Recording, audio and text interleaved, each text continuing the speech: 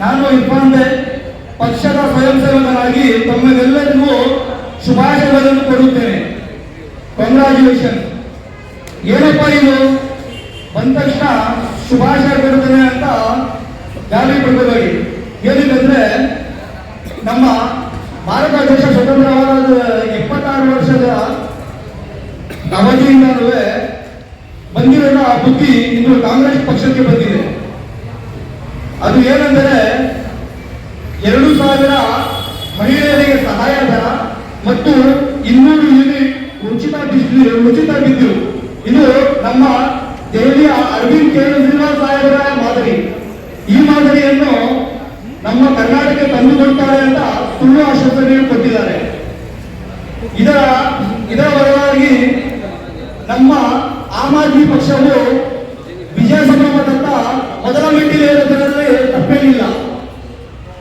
ಆದ್ದರಿಂದ ತಮ್ಮೆಲ್ಲರಿಗೂ ಅರವಿಂದ್ ಕೇಜ್ರಿವಾಲ್ ಸಾಹೇಬರ ಆಮ್ ಆದ್ಮಿ ಪಕ್ಷಕ್ಕೆ ಬೆಂಬಲವಾಗಿ ನಿಂತು ಈ ಕಾರ್ಯನಿರ್ವಹಿಸಿ ಇಲ್ಲಿ ಆಮ್ ಆದ್ಮಿ ಪಕ್ಷವನ್ನು ಬಲಪಡಿಸಬೇಕಾಗಿ ವಿನಂತಿಸಿಕೊಳ್ಳುತ್ತೇನೆ.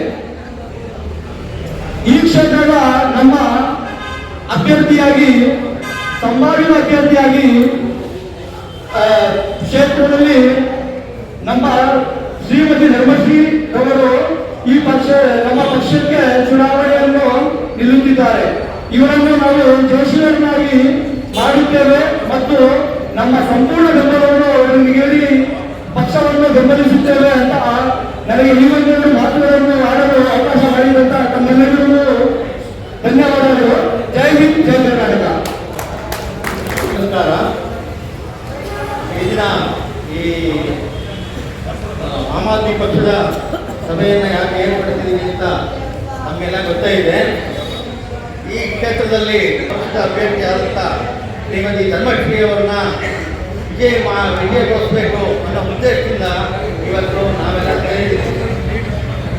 ಇವತ್ತು ನಾವು ಈ ಸಭೆಯಲ್ಲಿ ಇರೋದೆಲ್ಲರೂ ಸಹ ಮುಂದೆ ಇನ್ನೂ 2-3 ತಿಂಗಳು ಈ ಕ್ಷೇತ್ರದಲ್ಲಿ ನೀವೆಲ್ಲ ಪ್ರಚಾರ ಮಾಡಬೇಕು, ಜನರಿಗೆ ಕಿವಿ ಹೇಳಬೇಕು. ಅದರಿಂದ ನಿಮಗೂ ಸಹ ಕೆಲವು ರಾಜಕೀಯವಾಗಿ ಕೆಲವು ವಿಷಯಗಳನ್ನ ತಿಳ್ಕೋಬೇಕಾದಂಥ ಅವಶ್ಯಕತೆ ಇದೆ. ನಿಮಗೆಲ್ಲ ಗೊತ್ತು, ನಮಗೆ ಸ್ವತಂತ್ರ ಬಂದು 75 ವರ್ಷ ಆಯಿತು. 75 ವರ್ಷ ಆದರೂ ಸಹ ನಮ್ಮ ದೇಶದ ಕಟ್ಟಕಡೆಯ ಜನಗಳಿಗೆ ಎಲ್ಲ ಸೌಲಭ್ಯಗಳು ಸಿಕ್ಕಿಲ್ಲ. ಇನ್ನು ಬಡತನ ಕಂಪ್ಲೀಟ್ ಹೋಗಿಲ್ಲ, ನಿರುದ್ಯೋಗ ಹೋಗಿಲ್ಲ, ಎಲ್ಲರಿಗೂ ಬೇಕಾದಂಥ ವಸತಿ, ನೀರು, ವಿದ್ಯುತ್ ಇದು ಸಹ ಇನ್ನೂ ಎಲ್ಲರಿಗೂ ಎಲ್ಲ ಬಡ ಜನತೆಗೆ ಸಿಕ್ಕಿಲ್ಲ. ಇದಕ್ಕೆ ಕಾರಣ ಏನು? ನಮಗೆ ಸ್ವಾತಂತ್ರ್ಯ ಬಂದ ಮೇಲೆ ಸುಮಾರು 25 ವರ್ಷ ನಮ್ಮ ದೇಶ ಸ್ವಲ್ಪ ಡೆವಲಪ್ಮೆಂಟ್, ಸುಮಾರು ಕ್ಷೇತ್ರದಲ್ಲಿ ಡೆವಲಪ್ಮೆಂಟ್ ಆಯಿತು. ದೊಡ್ಡ ದೊಡ್ಡ ಇಂಡಸ್ಟ್ರೀಸ್ ಬಂತು, ಎಜುಕೇಷನ್ ಇನ್ಸ್ಟಿಟ್ಯೂಷನ್ಸ್ ಬಂತು, ಎಲ್ಲ ಡೆವಲಪ್ಮೆಂಟ್ ಮಾಡಿದ್ರು. ಆಮೇಲೆ ಒಂದು 25 ವರ್ಷ ಆದಮೇಲೆ ಈ ಒಂದು ಅಭಿವೃದ್ಧಿ ನಿಂತೋಯ್ತು. ಆವಾಗ ಜಯಪ್ರಕಾಶ್ ನಾರಾಯಣನವರ ಹೋರಾಟ ಮಾಡಿ, ತುರ್ತು ಪರಿಸ್ಥಿತಿ ವಿರುದ್ಧ ಹೋರಾಟ ಮಾಡಿ ನಮ್ಮ ದೇಶದಲ್ಲಿ ಜನತಾ ಪಕ್ಷನ ಅಧಿಕಾರಕ್ಕೆ ತಂದರು. आम आदमी पार्टी को हम और आप जैसे आम आदमी चलाते हैं. इसे ईमानदार लोग जो अपने देश से बहुत प्यार करते हैं, बिना कोई भेदभाव के, बिना कोई कीना कपट, बिना कोई फिरका परस्ती, बिना कोई सरहदी इख्तिलाफ, नो जेंडर बयान. शुक्रिया हमारे अरविंद केजरीवाल जी का जो हमारे सदर आम आदमी पार्टी है. मैं अरविंद केजरीवाल का नाम लेता हूँ, आप जय बोलिए. अरविंद केजरीवाल जी की, आम आदमी पार्टी की, अरविंद केजरीवाल जी की, आम आदमी पार्टी की, और हमारे विनाश क्षेत्र के लीडर जो धर्मश्री जी की, धर्मश्री जी की. आज हम सब लोग यहाँ जमा होने की वजह ये है कि आज पूरे कर्नाटक के कार्यकर्ता और आम आदमी पार्टी से मोहब्बत रखने वाले सभी लोग एक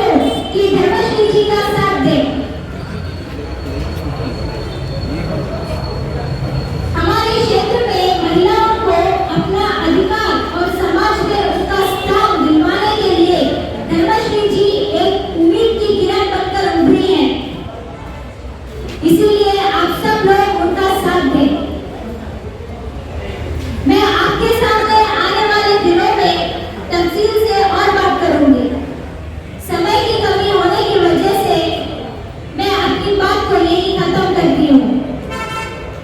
मुझे दर्शक खोलने का जो मौका दिया गया उसके लिए मैं आपके में आप सबसे आभारी हूँ।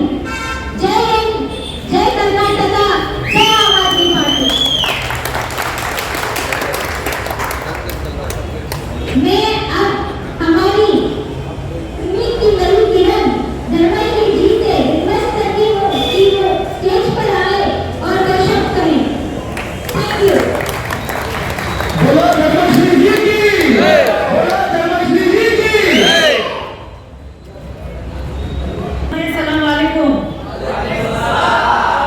ठीक है, ಬಂದಿರುವ ಎಲ್ಲ ನಾಯಕರಿಗೆ, ಪಕ್ಷದ ಹಿರಿಯರಿಗೆ, ಪದಾಧಿಕಾರಿಗಳಿಗೆ, ಆಮ್ ಆದ್ಮಿ ಪಕ್ಷದ ಬೆಂಬಲಿಗರಿಗೆ ಮತ್ತು ಮಾಧ್ಯಮದ ಸ್ನೇಹಿತರಿಗೆ ನಿಮ್ಮ ಧರ್ಮಶ್ರೀ ನಮಸ್ಕಾರಗಳು ತಿಳಿಸುತ್ತೇನೆ. ನಮ್ಮ ಪಕ್ಷ ಅಸ್ತಿತ್ವಕ್ಕೆ ಬಂದು ಕೇವಲ 10 ವರ್ಷವಾಗಿದೆ. ಈ 10 ವರ್ಷದಲ್ಲಿ ನಮ್ಮ ಪಕ್ಷ ರಾಷ್ಟ್ರೀಯ ಪಕ್ಷ ಆಗಿ ಹೊರಹೊಮ್ಮಿದೆ. ಇದರ ಮುಖ್ಯವಾದ ಕಾರಣ ನಮ್ಮ ನೆಚ್ಚಿನ ನಾಯಕ ಶ್ರೀ ಅರವಿಂದ್ ಕೇಜ್ರಿವಾಲ್, ಡೆಲ್ಲಿಯ ಮುಖ್ಯಮಂತ್ರಿ, ಅವರ ಕನಸು, ಅವರ ದೂರದೃಷ್ಟಿ ಮತ್ತು ಅವರ ವಿಷನ್ ಏನಿದೆ ಅದರ ಕಾರಣ ನಮ್ಮ ಪಕ್ಷ ಇವತ್ತು ನ್ಯಾಷನಲ್ ಪಾರ್ಟಿಯಾಗಿ ಹೊರಹೊಮ್ಮಿದೆ. ಕೇವಲ 10 ವರ್ಷ, ಸ್ಪ್ಯಾನ್ ಆಫ್ 10 years ಏನಿದೆ, that is the most important that we have to concentrate on. ಮತ್ತು ನಾವೆಲ್ಲರೂ ಇಲ್ಲಿ ಸೇರಿರುವ ಮುಖ್ಯವಾದ ಉದ್ದೇಶವೇನೆಂದರೆ ಆಮ್ ಆದ್ಮಿ ಪಕ್ಷದ ತತ್ವ ಸಿದ್ಧಾಂತವನ್ನು ನಾವೆಲ್ಲ ನಂಬಿ ಮೆಚ್ಚಿ ಇಲ್ಲಿ ಸೇರಿದ್ದೇವೆ. ನಮ್ಮೆಲ್ಲರಿಗೂ ಧನ್ಯವಾದ ಇಲ್ಲಿ ನಮ್ಮ ಜೊತೆ ಬಂದಿರುವುದಕ್ಕೆ. अगर आप सब मुझे परमिशन देंगे तो मैं आगे हिंदी और उर्दू में कंटिन्यू करना चाहूँगी। उर्दू में ठीक है? दे सकते हैं, दे सकते हैं। सब सो रहे हैं, उठ रहे हैं। कितने लोगों को भूख लग रही है इधर? बिरयानी का बात आ रहा है क्या उधर से? ठीक है, ओके, चलिए। सबसे पहले आम आदमी पार्टी के बारे में मैं आपको कुछ चीज़ रूबरू करवाना चाहती हूँ। हमारी आम आदमी party is a non corrupt party. Punjab में आप लोग देखे हैं कि एक सिटिंग सीएम को एक मोबाइल दुकान का काम करने का लड़का ने हराया। तो आप सब में क्षमता है कि हमारे 5 टर्म एमएलए को आपसे कोई हरा सकता है। आप में कोई भी कंटेनर आकर किसी को भी हरा सकता है, बट सिर्फ इतना होना चाहिए कि लोगों की खिदमत करने का आप में एक जज्बा होना चाहिए। और दूसरी बात, हमारे जो दिल्ली एमसी के इलेक्शन हुए थे रिसेंटली, क्या आप लोग जानते हैं कि उधर एक किन्नर ट्रांसजेंडर जो हम बोलते हैं, उनका नाम बॉबी था। उनको एक मौका आम आदमी पार्टी ने दिया, ना केवल वो डेली लेकिन जीत कर आते। और हेल्थ एंड एजुकेशन पर हम लोग कॉन्सेंट्रेट करते हैं, क्योंकि हमारा ये मानना है कि जान है तो जहान है। आप ये मानते हैं क्या? जान है तो जहान है। अगर हम लोग जिंदा हैं तो दुनिया भर जीत कर ला सकते हैं। तो इसके वजह से there are various fundamental rights, जैसे right to life, right to education, right to health, बहुत सारे ऐसे राइट्स हमारे कॉन्स्टिट्यूशनल राइट्स हैं। इसकी वजह से अच्छी सेहत हम सबकी जो एक हक है। तो इसके वजह से दिल्ली में हर एक मोहल्ला में मोहल्ला क्लिनिक बनाया गया है, और जो गवर्नमेंट हॉस्पिटल से उनको सुपर स्पेशलिटी हॉस्पिटल बनाया गया है, ताकि एक छोटे पेट के दर्द से लेकर किडनी ट्रांसप्लांट भी हो सके। अब आप लोग बताइए कि आपके इलाके में कितने गवर्नमेंट स्कूल, गवर्नमेंट हॉस्पिटल्स आपको मार्केट? आई थिंक इधर एक बीडी हॉस्पिटल है जो मैंने खुद विजिट किया था एक संडे के दिन, और बोलते हैं कि संडे हॉस्पिटल बंद है मैडम। क्या आप लोग कहीं सुने हैं कि हॉस्पिटल संडे के दिन बंद होता है? तो एक पेशेंट हमारे पास ऐसा आया था ऑफिस में कि उसको कुछ बीमारी हो गई थी और उसने केयर हॉस्पिटल गया, तो उधर से उसको बेंगलुरु विमान पर जाने के लिए बताया। तो मेरा क्वेश्चन ये है कि आप लोग टैक्स कहाँ भर रहे हैं, बेंगलुरु में या मैसूर में? तो आपका इलाज कहाँ होना चाहिए, बेंगलुरु या मैसूर में? तो क्यों यहाँ के पेशेंट को बेंगलुरु भेजा जा रहा है? तो ये फैसिलिटीज एनआर में नहीं है। और आप इधर देख सकते हैं जो एनआर के हॉस्पिटल्स और हमारे दिल्ली के हॉस्पिटल्स, इधर की फैसिलिटीज क्या है, कंपैरिजन हम लोग इधर दे रहे हैं। आप ये राइट साइड देख सकते हैं। तो ये सारे फैसिलिटीज के आपको एनआर में नहीं चाहिए। तो आगे जाते हुए government schools plays a very important role हम लोगों के लाइफ में, क्योंकि हम लोग जो भी कमाते हैं हमारे बच्चों के एक उज्जवल भविष्य के लिए कमाते हैं। ताकि उनको अच्छी पढ़ाई लिखाई हो और आगे बढ़कर वो बड़े लोग और बड़े अफसर बन सके। तो इसके लिए हमारी गवर्नमेंट ने जो दिल्ली के स्कूल है इनमें वर्ल्ड क्लास फैसिलिटीज दे रही है। हम लोग कहीं फॉरेन से टीचर उतारकर नहीं लाए या स्वर्ग से अप्सरा नहीं लाए। हमारे जो दिल्ली के टीचर थे वही लोग आज हमारे अंदर बहुत अच्छे एजुकेशन दे रहे हैं। तो जैसे स्विमिंग पूल्स है, टर्फ ग्राउंड है, ये सारा फैसिलिटीज उधर मिल रहा है। इसके वजह से उधर के बच्चे भी आगे पढ़कर बहुत सारे लॉरेंस भी ला रहे हैं दिल्ली के लिए। देखिए बेसिकली मेरा ये मानना है कि जब एक बच्चा पढ़ लिख कर आगे आता है तो एक अच्छी नौकरी मिलती है, उसकी फैमिली सस्टेन होती है। जब फैमिली सस्टेन होती है तो कंट्री का जो इकोनॉमिकल ग्रोथ है वो भी ऑटोमेटिकली स्टेबलाइज हो जाता है। आज हम लोगों को बोला जाता है कि कंट्री इकोनॉमिकल ग्रोथ नहीं है कंट्री में।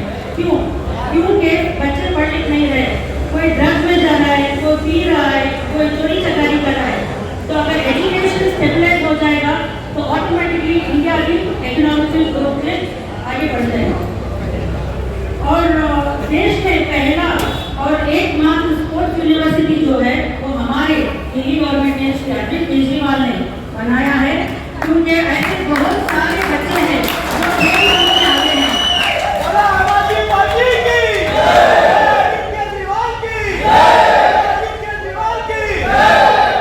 तो ऐसे बच्चों को जो खेल कूद में आगे हैं उनके प्रोत्साहन के लिए ये यूनिवर्सिटी बनाया है। और जितने भी यूथ और बच्चे हैं इधर, I would like to bring to your notice कि ये जो स्पोर्ट्स यूनिवर्सिटी है सिर्फ दिल्ली के बच्चों के लिए नहीं, थ्रू आउट इंडिया में जितने बच्चे हैं उन सबके लिए उनका एडमिशन ओपन है। तो आप लोग उधर जा सकते हैं। अभी आगे बढ़ते हुए दिल्ली में मुफ्त बिजली, मुफ्त पानी और औरतों के लिए मुफ्त ट्रांसपोर्ट है। तो आप बताइए कि जो फैसिलिटी दिल्ली पंजाब में है क्या बिहार में नहीं चाहते?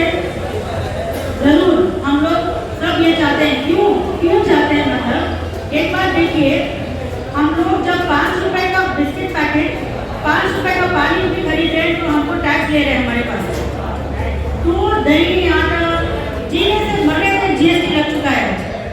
ये जीएसटी भरने पर भी हम लोगों को फैसिलिटी नहीं दिया जा रहा है। तो पैसे जा कहाँ रहा है? पैसे कहाँ जा रहा है?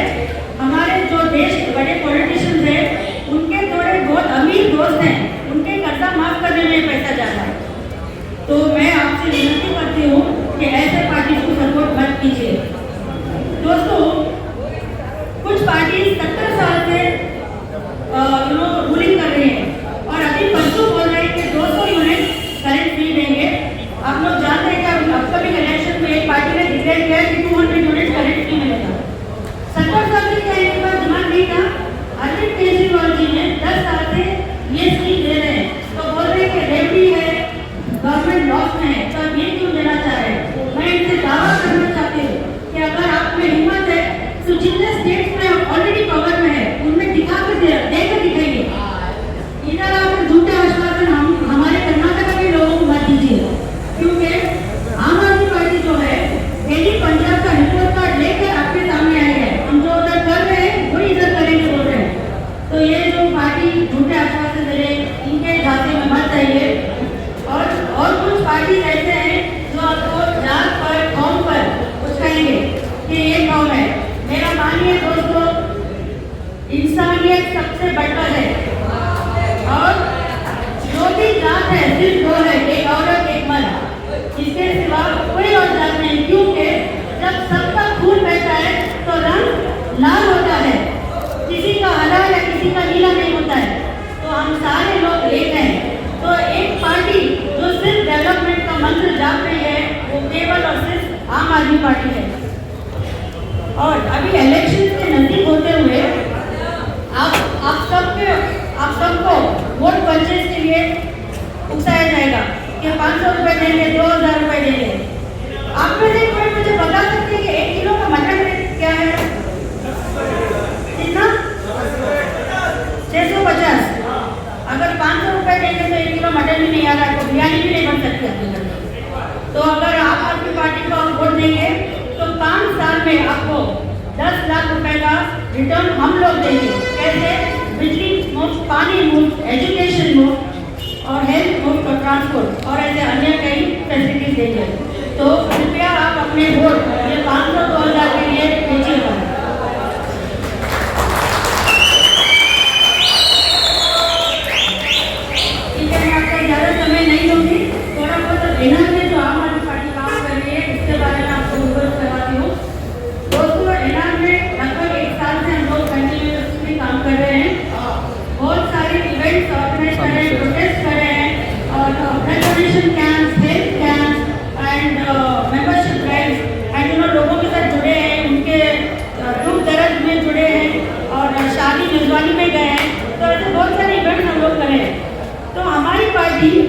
आप लोग जानते हैं आम आदमी पार्टी है, आम आदमी के लिए, आम आदमियों से। तो इसके लिए जो इलेक्शन स्ट्रैटेजीज है वो डिस्कशन के लिए हमने आपको आज इधर इन्वाइट किया है। जैसे आप देख सकते हैं ये विधानसभा चुनाव में जीतते सभी, मतलब जो स्ट्रैटेजीज आगे आम आदमी करने वाली है आप सबके साथ डिस्कस करना चाहते हैं, क्योंकि हम लोग एक तो पैसे नहीं बांटते हैं और जाति पर धर्म पर हम पॉलिटिक्स नहीं करते। तो जो भी है straight forward, educated and transparent politics करते हैं। तो इसके वजह से जैसे हमारे शाह भाई बता रहे थे, हमारे इंडिया में कुल मिलाकर 23 वार्ड्स हैं और लगभग 3 लाख वोटर्स हैं ऑन एन एवरेज।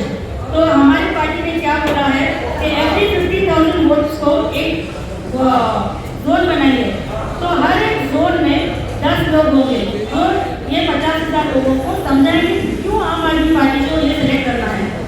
तो मेरा ये आपसे रिक्वेस्ट है कि ये जो 10 लोग हैं आपसे हमारे पास आइए, ये जितने भी लोग हैं हम चाहते हैं कि लीडर आपसे उभर कर हमारे पास आइए। आप में जो भी इंटरेस्ट हमारे साथ देना चाहते हैं आपका नाम रजिस्टर करवा सकते हैं। और जो हमारी पार्टी है एज और कन्वेंशनल पॉलिटिक्स नहीं करती है, तो इसके स्ट्रैटेजीज भी अलग होंगे जो टाइम टू टाइम आपसे हम रूबरू करवाएंगे। आपके वार्ड में आप जाइए, आप समझेंगे क्यों आम आदमी पार्टी को एक मौका देना चाहिए। दोस्तों आप लोग सब इधर आए, अपने कीमती वक्त हमारे साथ बांटे, बहुत शुक्रिया। हम चाहते हैं कि ज़्यादा से ज़्यादा लोग हमारे साथ जुड़े और भगवान की कृपा से इंशाअल्लाह इस बार आम आदमी की ही जीत होगी इनाम में, आम आदमी की वजह से। जय हिंद, जय कर्नाटक, जय कर्नाटक।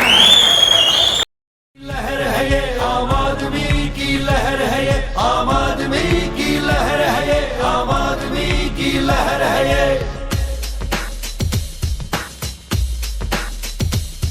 अन्याय का सीना चीर के अब आवाज निकलनी चाहिए, अन्याय का सीना चीर के अब आवाज निकलनी चाहिए। जो सत्ता भ्रष्टाचार की है वो सत्ता बदलनी चाहिए, वो सत्ता बदलनी चाहिए। आम आदमी की लहर है ये, आम आदमी की लहर है ये, आम आदमी की लहर है ये, आम आदमी की लहर है ये। इस सत्ता ने सब कुछ लूटा और जनता को बर्बाद किया, छीन के हक शरीफों का बेशर्मों को आबाद किया। जिस सत्ता ने सब कुछ लूटा और जनता को बर्बाद किया, छीन के हक शरीफों का बेशर्मों को आबाद किया, ऐसी सत्ता से देश को अब मुक्ति मिलनी चाहिए।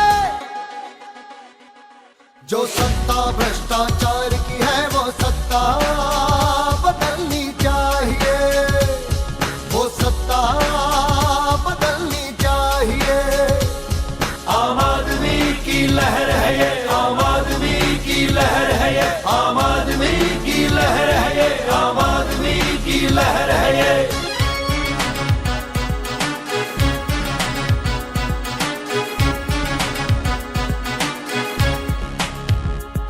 डिग्री लेकर बिन नौकरी के सड़कों पे धक्के खाता है, आश्वासन झूठे पाकर जो हर बार ठगा ही जाता है। उस आम युवा को प्रतिभा की सही कीमत मिलनी चाहिए। जो सत्ता भ्रष्टाचार की है वो सत्ता बदलनी चाहिए, वो सत्ता बदलनी चाहिए। लहर है ये, आम आदमी की लहर है ये, आम आदमी की लहर है ये, आम आदमी की लहर है ये। अन्याय का सीना चीर के अब आवाज निकलनी चाहिए, अन्याय का सीना चीर के अब आवाज निकलनी चाहिए। जो सत्ता भ्रष्टाचार की है वो सत्ता बदलनी चाहिए, वो सत्ता बदलनी चाहिए। आम आदमी की लहर है ये, आम आदमी की लहर है ये, आम आदमी की लहर है ये, आम आदमी की लहर है ये। ने सब कुछ लूटा और जनता को बर्बाद किया, छीन के हक शरीफों का बेशर्मों को आबाद किया। जिस सत्ता ने सब कुछ लूटा और जनता